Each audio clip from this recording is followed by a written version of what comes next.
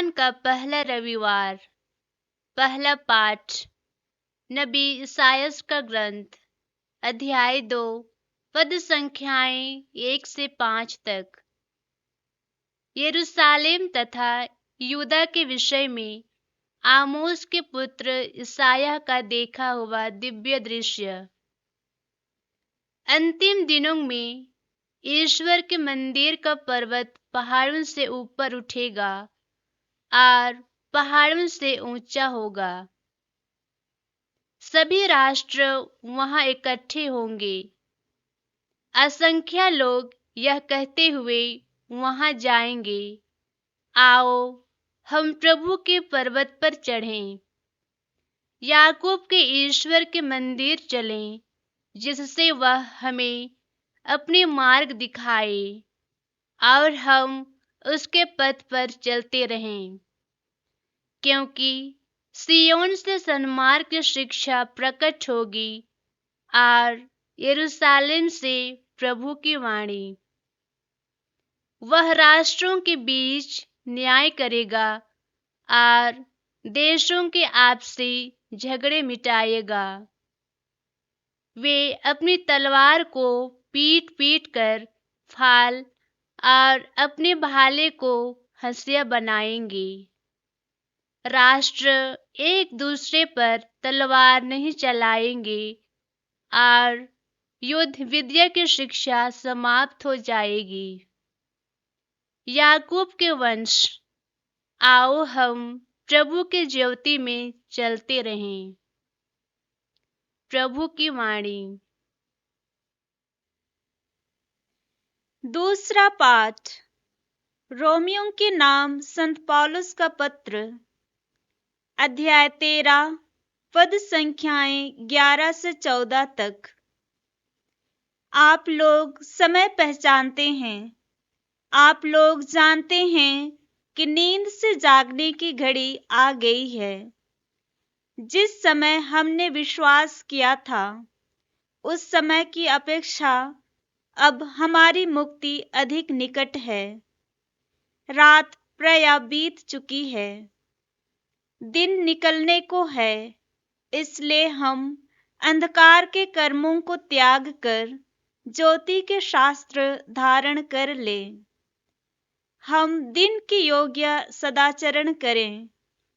हम रंग रंगेलियों और नशेबाजी, व्यभिचार और भोग विलास, झगड़े और ईर्ष्या से दूर रहें। आप लोग प्रभु ईसा मसीह को धारण करें और शरीर की वासनाएं तृप्त करने का विचार छोड़ दें। प्रभु की वाणी। संत मती के अनुसार पवित्र सुसमाचार, अध्याय 24, पद संख्याएं 37 से 44 तक। जो नूह के दिनों में हुआ था, वही मानव पुत्र के आगमन के समय होगा। जल प्रलय के पहले नूह के जहाज पर चढ़ने के दिन तक लोग खाते पीते शादी विवाह करते रहे। जब तक जल प्रलय नहीं आया और उसने सबको बहा नहीं दिया, तब तक किसी को इसका कुछ भी पता नहीं था। मानव पुत्र के आगमन के समय वैसा ही होगा। उस समय दो पुरुष खेत में होंगे, एक उठा लिया जाएगा और दूसरा छोड़ दिया जाएगा। दो स्त्रियां चक्की पीसती होंगी, एक उठा ली जाएंगी और दूसरा छोड़ दी जाएंगी। इसलिए जागते रहो, क्योंकि तुम नहीं जानते कि तुम्हारे प्रभु किस दिन आएंगे। यह अच्छी तरह समझ लो। यदि घर के स्वामी को मालूम होता कि चोर रात के किस पहर आएगा, तो वह जागता रहता और अपने घर में सेंध लगने नहीं देता। इसलिए तुम लोग भी तैयार रहो, क्योंकि जिस घड़ी तुम उसके आने की नहीं सोचते, उसी घड़ी मानव पुत्र आएगा। प्रभु का सुसमाचार। ख्रिस्त में दुलारे माता पिता, भाइयों बहनों, हम आगमन का पवित्र सप्ताह में प्रवेश करते हैं। आगमन के पहले द्वार में हमें यही आह्वान की जाती है कि ये एक अनोखी ईश्वर की योजना को स्मरण करने के लिए हमें आमंत्रित करती है। ये पवित्र समय है हमारे लिए, हम ख्रिस्तियों के लिए। यीशु जो हमारे उद्धार करता है, उनके इतिहास की घटनाओं का वार्षिक आध्यात्मिक यात्रा की शुरुआत है, जिसकी शुरुआत यीशु मसीह के जन्म की तैयारी के लिए हमें आमंत्रित करती है और उसके महिमामय प्रवेश, दूसरे आगमन पर चिंतन करने के लिए आमंत्रित करती है। जब वे संसार के अंत में हमारे साथ आएंगे, हमारा न्यायाधीश बनकर के आएंगे, यही 4000 वर्ष का इतिहास को हमें स्मरण दिलाता है। 4 कैंडल जो हम जलाते हैं 4 सप्ताह में, हमें प्रत्येक कैंडल एक अलग संदेश देता है। इसको आगमन हम कहते हैं। हमें आमंत्रित किया जाता है कि यीशु के इतिहास में पहले आगमन से लेकर के दूसरे आगमन तक हम कैसे समझें और उसकी तैयारी कैसे करें, और संसार के अंत में हमारा लेखा जोखा कैसे होगा। अतः ये हमारे लिए नवीनीकरण का समय है। पुनः जो उद्धारकर्ता का इतिहास हमें बताता है कि अपने जीवन को झांकने के लिए, नवीनीकरण करने के लिए हमें आमंत्रित करती है। यही आगमन का संदेश है। आज हम बैगनी वस्त्र पहने हुए हैं। बैगनी वस्त्र का मतलब क्या है? गिरजाघरों में हम देखते हैं बैगनी वस्त्र चारों ओर हैं, पर्दे हैं, सूखे फूल और साधारण हरे पौधे भी हैं, जिसको कि एडवेंट रीद या आगमन की माला कही जाती है। ये हमें यीशु के जीवन, पुनर्जन्म और उनके रिजरेक्शन और अंत में ग्लोरी में आने के लिए और उसको मनन चिंतन करने के लिए हमें बतलाता है। उनके माध्यम से हम प्रेम, दया, करुणा, क्षमा पूरे संसार में फैला सकें। यही आह्वान है। उदाहरण के लिए हम एक घटना बताना चाहते हैं। ये अमेरिका की बात है। अमेरिका में एक रविवार की सुबह में 30 जून को 1974 में न्यूयॉर्क और कनेक्टिकट की सीमा में एक स्थान का नाम है पोर्ट चेस्टर। वहां पर एक क्लब है और उस क्लब में 100 युवक युवतियां अपने रॉक संगीत में मशगूल थे, नाच गान कर रहे थे। अचानक वहां आग लग गई और आग के धुएं के कारण और आग के लपेट के कारण बहुत लोगों की मृत्यु हो गई। 24 लोगों की मृत्यु हो गई। कुछ लोग आग में झुलस करके मर गए, कुछ लोग दम घुटने से मर गए और कुछ लोग बाहर निकलते वक्त कुचल दिए गए और यहां उनका अंत हो गया।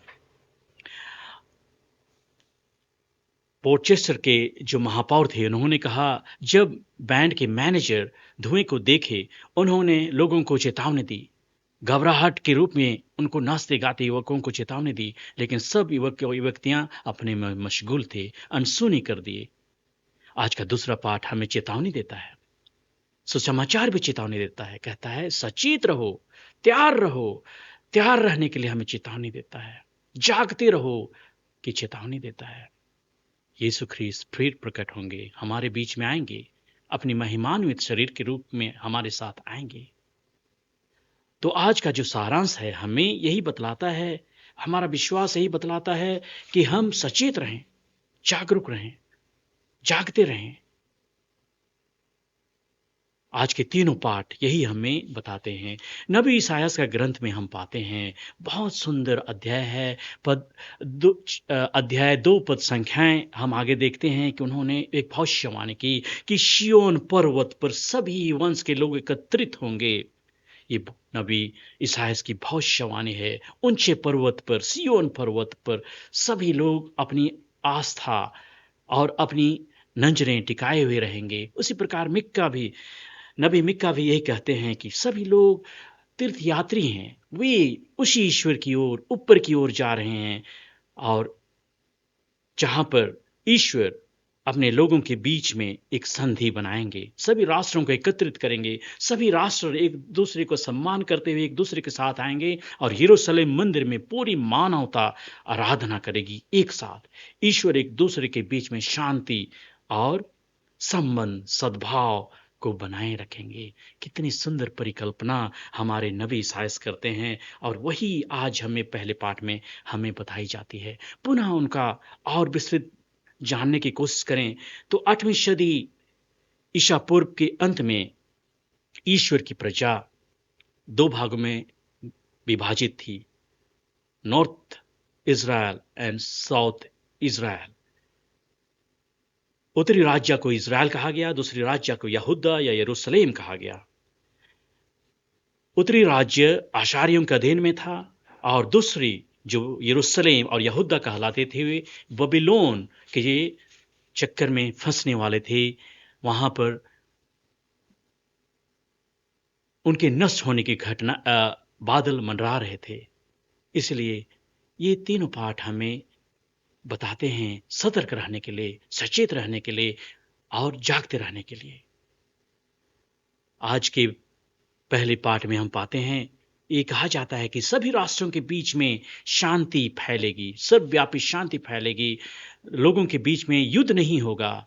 वे अपनी तलवारों को हल बनाएंगे और उसको पिघलाएंगे और सभी जो युद्ध के जो यंत्र तंत्र हैं सब नष्ट हो जाएंगे और लोग ईश्वर की आराधना और ईश्वर की पूजा करेंगे। सभी राष्ट्रों के बीच में प्रेम होगा। यही उनकी भविष्यवाणी है। आज का अंतर्वचन भी यही कहता है कि जब लोग यरूशलेम जाते थे उस समय 3 बार उनको यरूशलेम जाना पड़ता था। जो भी यहूदी लोग थे उनको 3 बार जाना पड़ता था और वे यही गाना गा करके यही गाते हुए जाते थे कि ईश्वर की स्तुति हो। यही गाना उन्होंने और ईश्वर की अभिलाषा, ईश्वर को आमंत्रित करते हुए वे पर्व के लिए तैयार अपने आप को करते थे। तो हमारे बीच में प्रभु यीशु का पहला जन्म किस प्रकार से हुआ हम देखते हैं। दूसरे पाठ में हम यह देखते हैं कि संत पौलुस किसी मसीही समुदाय को प्रोत्साहित करते हैं कि आप अगर यीशु ख्रिस्त को अपनाए हैं तो आप पुराने जो भी स्वभाव हैं उसको त्याग दिए हैं, आप अपने आध्यात्मिक जीवन को मजबूत किए हैं, आप ईश्वर के साथ हैं। इसलिए आपको व्यभिचार, नशापान, ईर्ष्या, द्वेष, प्रतिस्पर्धा, अन्य चीजों से मुक्त होकर के ईश्वर की दूसरी आगमन की तैयारी करने के लिए हमें आमंत्रित करते हैं।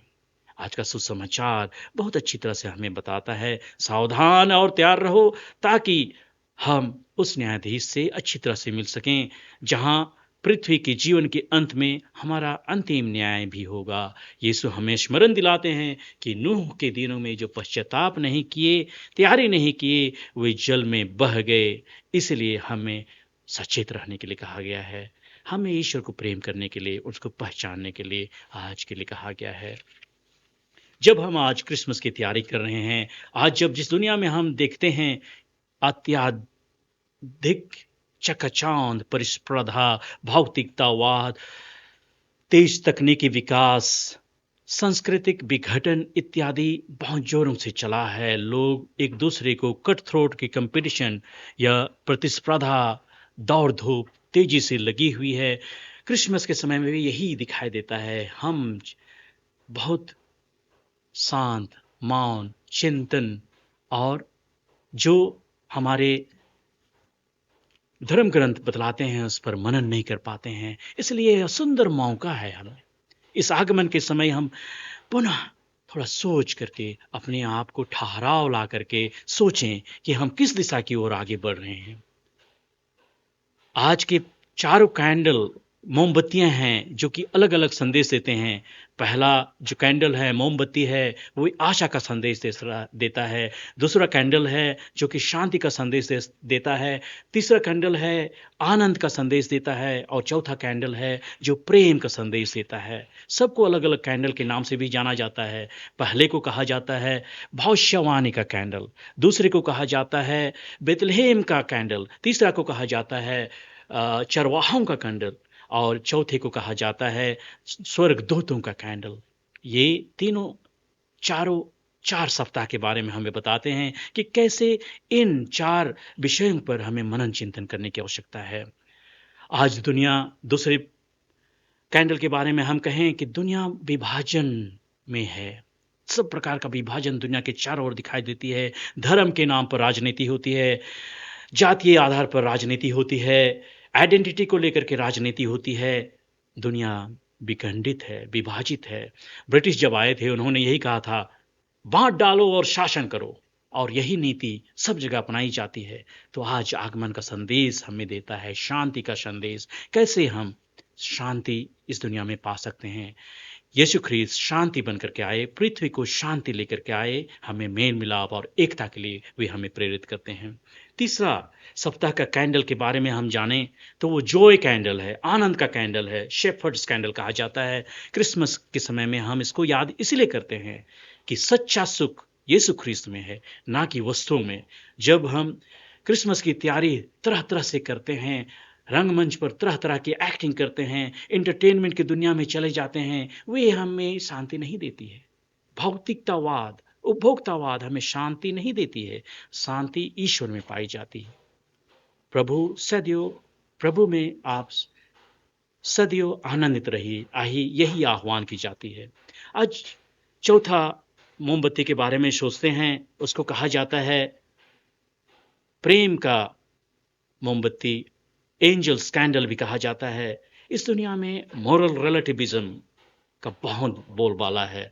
जो लोग जो जानते हैं वही को सत्य मान लेते हैं, जैसा समझते हैं, जैसा बुझते हैं, वही वो कहते हैं कि हमसे बढ़ करके जानने वाला और कोई नहीं है। इसी को रिलेटिविज्म कहा गया है, जो कि स्वार्थपूर्ण निर्णय है, स्वार्थपूर्ण उनका समझना है। इसलिए प्रभु आह्वान करते हैं निस्वार्थ प्रेम, सेवा की भावना। कैंडल यीशु ख्रीस्त स्वयं जलते हुए यीशु ख्रीस्त के कैंडल हैं। आगमन में हमें मसीह के बलिदानी प्रेम, सैक्रिफिशियल लव को पहचानने की आवश्यकता है। इसलिए कहा गया है, अपने मित्रों के लिए अपने प्राण देने से बढ़कर के कोई प्रेम नहीं। दुलारे माता पिता, चलिए हम मनन चिंतन करते हैं। आगमन के समय में समय निकालते हैं कि ऐसे समय में हमें मौन, प्रार्थना, मोह माया से दूर, भीड़ भाड़ से दूर, तकनीकी से दूर रह करके प्रार्थना और धर्म ग्रंथों पर विचार करने की आवश्यकता है कि वे हमें क्या आह्वान करते हैं। वे कहते हैं, शांत रहो और जानो कि मैं तुम्हारा प्रभु ईश्वर हूं। दूसरा, हमें आगमन यही सिखाता है कि हम कैसे उदारता का अनुभव करें, चैरिटी एंड जेनरोसिटी। ईश्वर की करुणा, कंपैशन, दया धर्म पर याद करें कि यीशु ख्रीस्त स्वयं दया धर्म के लिए क्रांतिकारी आदमी थे। इसलिए आगमन के समय में हम उन जरूरतमंद व्यक्तियों के लिए हम याद करते हैं, उनकी आवश्यकताओं को पूरा करने के लिए हम कोशिश करते हैं। वही चुनौती आज हमें मिलती है। आज भारत के जो बिशप हैं, जो कार्डिनल्स हैं, उन्होंने हमें चुनौती दिया है। आज कम्युनियन संडे भी कहा गया है, जहां पर कैसे धर्म का प्रसार हो, धर्म का विकास कैसे हो, धार्मिकता कैसे आए, गरीब लोगों के बीच में धर्म कैसे आए। आज की दुनिया बटी हुई है, एक और कैपिटलिज्म है, एक और पूंजीवादी है, भौतिकतावाद है, और दूसरी ओर गरीबी है। बहुत सारे लोग अभी भी बहुत गरीब हैं। बहुत दुनिया में यही देखा गया है, एक लोग बहुत धनी होते जा रहे हैं, दूसरी ओर लोग बहुत गरीब होते जा रहे हैं। यही खाई हम लोगों के बीच में है। इसलिए उदारता, जेनरोसिटी, चैरिटी करने की आवश्यकता है। इसलिए मिशन पर जोर देने की आवश्यकता है। ऐसे डायसेस, ऐसे पैरिशों को सहायता करने के लिए आज फंड जमा करने के लिए हमें आह्वान किया जा रहा है। पहले मिशनरी लोग हमें आकर के हमें मिशनरी बनाए, या तो ईश्वरीय धर्म में हमें लाए। आज हमें उनको सहायता करने की आवश्यकता है जो हमसे भी कमजोर हैं, जो हमसे भी गरीब हैं। उनके लिए हमें पैसा जमा करने की आवश्यकता है। उदारता, चैरिटी, जेनरोसिटी, यही चीज को समझने की आवश्यकता है। आगमन के समय में ऐसा भी हम कर सकते हैं। पुनः अपने कम्युनिटी जिंदगी, सामुदायिक जिंदगी के प्रति किस प्रकार से हम एक दूसरे को सब सहायता करते हैं। अपने परिवार में, अपने समाज में, अपने कलीसिया में हम एक दूसरे को सहायता किस प्रकार से करते हैं, उनके प्रति हमारा रवैया कैसा है, यही के लिए आज आह्वान करती है। गलतियों के नाम अध्याय 3 पद संख्या 28 में कहा गया है, संत पौलुस कहते हैं, ना कोई यहूदी रहा, ना कोई यूनानी रहा, हम सब मसीह में एक हैं। इसलिए दुलारे माता पिता, भाइयों बहनों, चलिए इस आगमन के पुण्य काल में, इस आगमन के समय में, क्रिसमस की जब हम तैयारी कर रहे हैं, यह सिर्फ उल्टी गिनती नहीं है, लेकिन हमारे जो ईश्वर हैं उन पर पुनः संबंध बनाए रखने, उनको समझने, और वे इस दुनिया में कैसे उद्धारकर्ता बन करके आए, उस पर मनन चिंतन करने की आवश्यकता है। अतः आप सबों को पुनः बहुत सारी शुभकामनाएं। ईश्वर को आपको आशीष प्रदान करे और खूस आगमन की तैयारी, सारी शुभकामनाएं और सदा ईश्वर आपके साथ रहे। आमीन।